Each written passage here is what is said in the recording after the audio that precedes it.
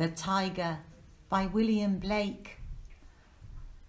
Tiger, tiger, burning bright in the forests of the night, what immortal hand or eye could frame thy fearful symmetry?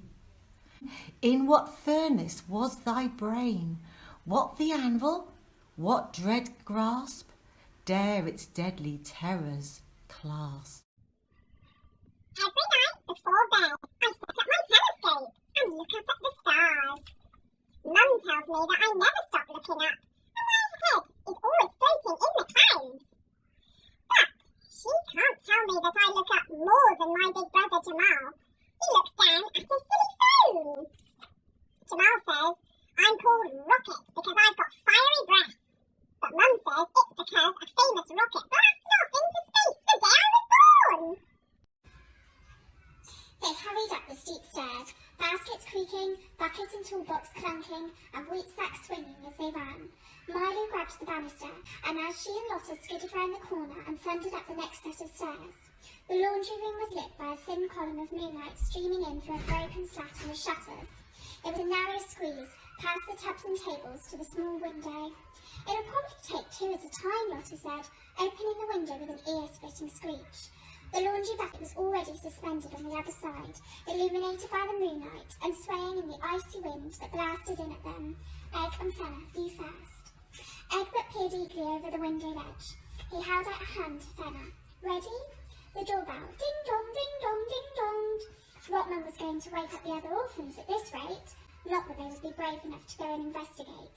They didn't know the matron was dead. The Curse of Bear Cub's Grandmother. A long time ago, a small boy was dreaming. He was dreaming of running through the beautiful white wilderness that was his childhood home, running and running through snow so perfect he could hardly bear to touch it. But suddenly his legs grew tired and so heavy he could hardly move them. Something was pulling him back. What was it?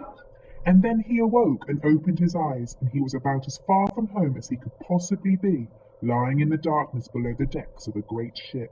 The boy was called Bear Cub.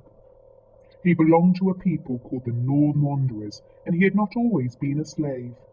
Only 2 weeks before, he had had miles and miles of glorious icy desert to play in, as free as the polar bears and seals that his people harpoon to eat and keep them warm. But then the Vikings came.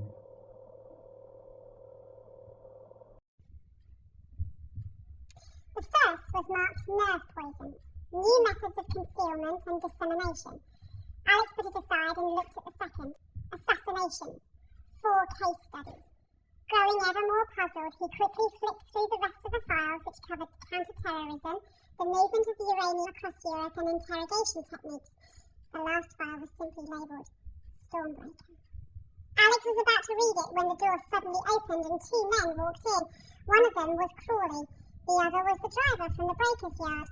Alex knew there was no point trying to explain what he was doing. He was sitting behind the desk, the Stormbreaker file open in his hands. But at the same time, he realised that the 2 men weren't surprised to see him there. From the way they had come into the room, they had expected to find him. This isn't a bank, Alex said. Who are you? Was my uncle working for you? Did you kill him? Let me tell you a story about a friend of mine. He goes by the name of Mr. Big. Now, Mr. Big had a small problem compared to everyone else. He was extremely big. He was so big that anywhere he went, all everyone saw was someone big and scary. No one stuck around to find out who he really was. So inside, Mr. Big felt very, very small. And that's how it always was. When Mr. Big went to the cafe, everyone had other things to do. When Mr. Big got on the bus, everybody else got off. And when he went to the pool, well, let's just say everyone needed to be somewhere else. No one ever saw the real Mr. Big. I disappeared the night before my 12th birthday, July the 28th, 1988. Only now can I tell The whole extraordinary story, the true story. Kanzuki made me promise I would say nothing at all, until at least 10 years had passed. It was almost the last thing he said to me, I promised, and because of that, I had to live out a lie. I could let sleeping lies sleep on, but more than 10 years have passed now. I have done school, done college, and had time to think.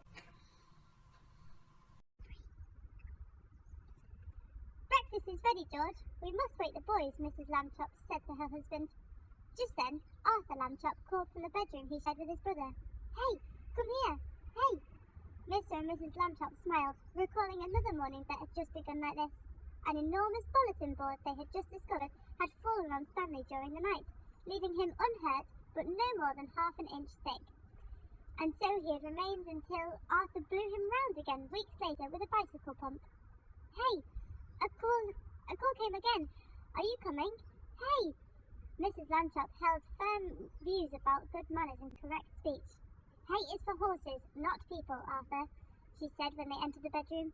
As well you know. Madam, said Artemis, I have a proposition for you. The figure's head wobbled sleepily. Wine, she rasped, her voice like nails on a schoolboard. Wine, English. Artemis smiled, the gift of tongues, aversion to light. Deck. Check. Irish, actually. Now, about my proposition. The healer shook a bony finger craftily. Wine first, then talk. Butler. The bodyguard reached into a pocket and drew out a half pint of the finest Irish whiskey. Artemis took the bottle and held it teasingly beyond the shadows. He barely had time to move his goggles when a claw-like hand darted out from the gloom to snatch the whiskey. A mottled green hand. There was no doubt. Artemis swallowed a triumphant grin.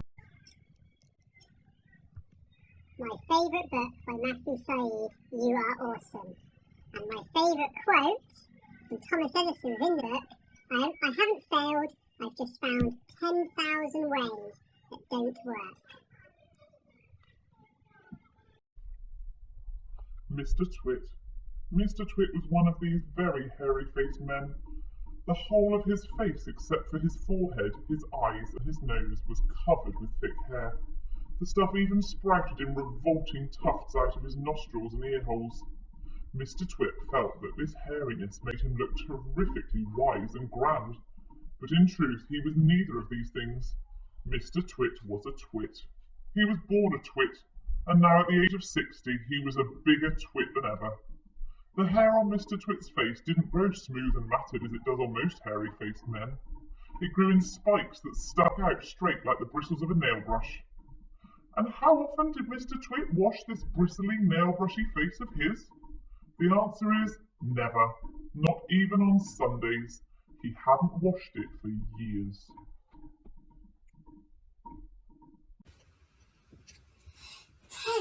Little super kids flying through the air spot the league of bad guys plotting in the air. We have to save the city and we have to act now. 10 little super kids all say, POW!